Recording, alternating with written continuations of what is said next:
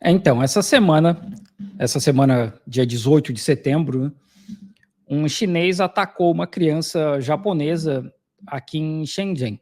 Eu falo aqui porque Shenzhen é 1 hora e meia de onde eu vivo, aqui no sul da China. E, na verdade, essa criança, a mãe é já chinesa, o pai é japonês, então nem a criança é 100% japonesa, né?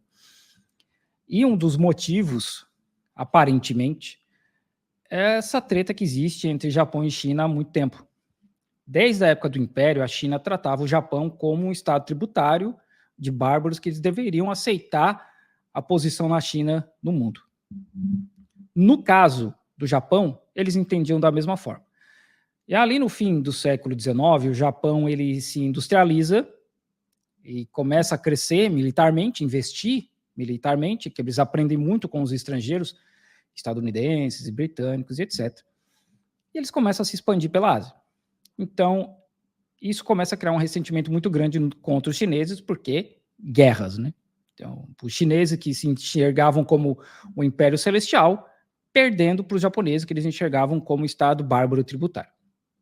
E é óbvio que vem aí a Segunda Guerra Mundial, que os japoneses invadem aqui a China, matam mais de 20 milhões de pessoas, então é um processo gigante, né? Mas vamos ver aqui a notícia que saiu na Fórum essa semana.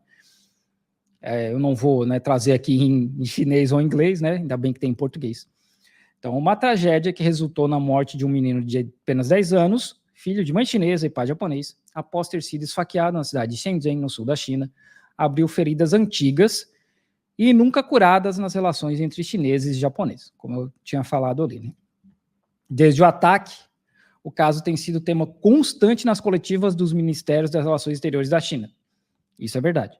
Até ontem, eu estou aqui hoje, dia 21, dia 22, até ontem, a porta-voz do MRE chinês estava tendo que dar explicações sobre esse caso. O porta-voz Lin Jian relatou que o menino de 10 anos foi esfaqueado a 200 metros da escola e que o agressor foi preso no local, estando o caso ainda sob investigação. A China expressou profundo pesar pelo ocorrido e prometeu assistência à família do menino, que tem pais de nacionalidades japonesa e chinesa. E claro que também, né, isso gera um incidente, esse incidente gerou uma grande comoção no Japão, com o primeiro-ministro Fumio Kishida classificando o ataque como extremamente desprezível, óbvio, né? E exigindo a explicação rápida de Pequim. Não tem muito o que explicar, né? Infelizmente. Esse episódio se soma a um ataque semelhante ocorrido em junho, quando o cidadão chinês foi morto ao tentar impedir um agressor que atacava uma mãe e uma criança japonesas em Suzhou, na província de Jiangsu. O porta-voz Lin Jian reiterou que ambos os eventos foram isolados, afirmando que casos desse tipo podem ocorrer em qualquer país e que a China continuará tomando medidas para garantir a segurança dos estrangeiros no país. Bom, realmente pode acontecer em qualquer país, mas aqui tem um contexto, que é esse contexto da invasão das guerras, né? E aí na internet chinesa tem muita gente falando que essa criança é só japonesa mesmo, tá tudo certo. Então o governo está limitando muito a difusão dessa notícia, porque tem muita gente na internet chinesa falando, tá certo a criança morrer porque é só uma criança japonesa. E teve muita gente em Shenzhen falando ela é uma criança de Shenzhen, nasceu aqui, estuda aqui, vive aqui, tanto faz se o pai é japonês. Ela é uma das nossas, né? Mas, infelizmente, na China ainda tem muita gente que enxerga dessa forma, e não só idosos, porque idosos que sofreram ali, né, durante a invasão japonesa e tal. Então, ainda tem muita gente aqui falando, tá tudo certo, é só uma criança japonesa, então, absurdo, né?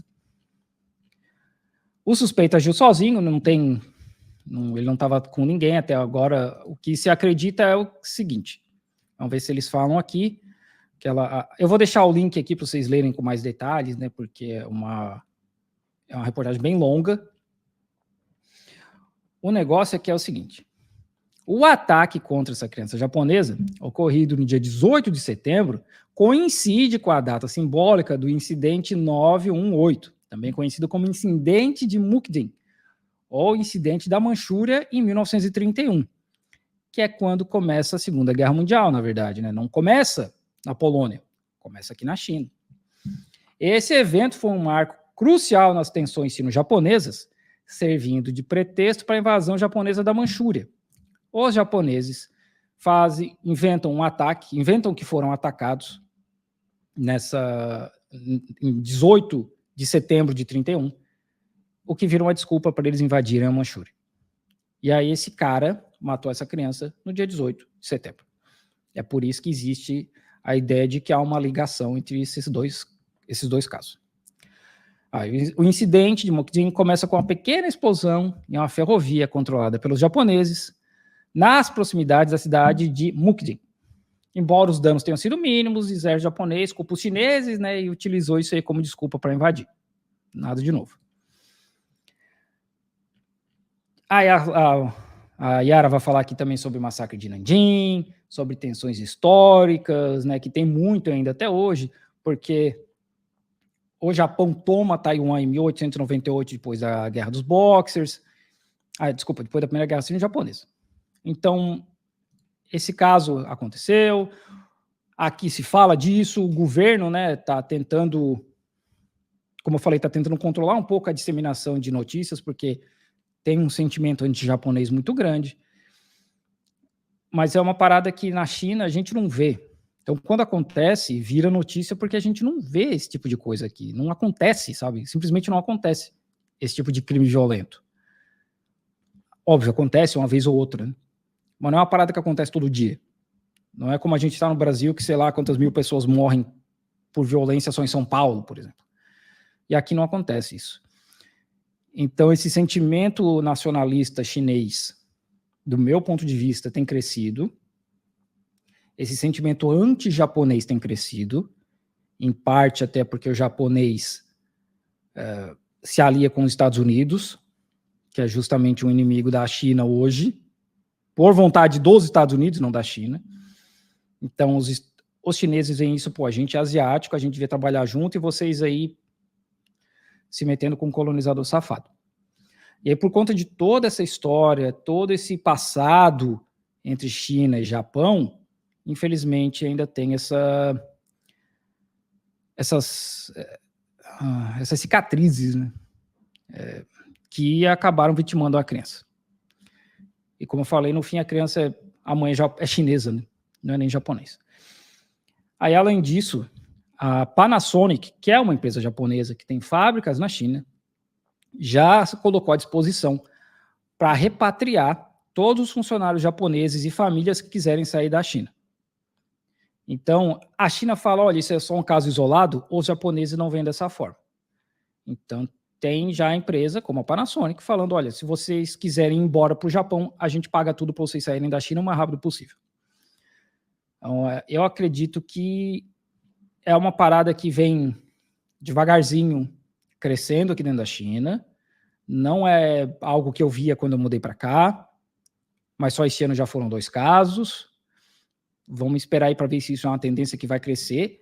Mas, como eu falei, na internet chinesa ainda existe muito essa coisa de é só japonês, está tudo certo. Não é, né? É uma criança que não deveria ter morrido por causa da mão do arrombado de 40 e poucos anos. Então, eu não sei se isso saiu muito aí na mídia do Brasil, eu sei que saiu aqui na Fórum, porque a Fórum tem um contato mais próximo aqui com a China, e teve gente que me perguntou no Instagram, então tá aí a notícia, né, do assassinato dessa criança por um chinês arrombado.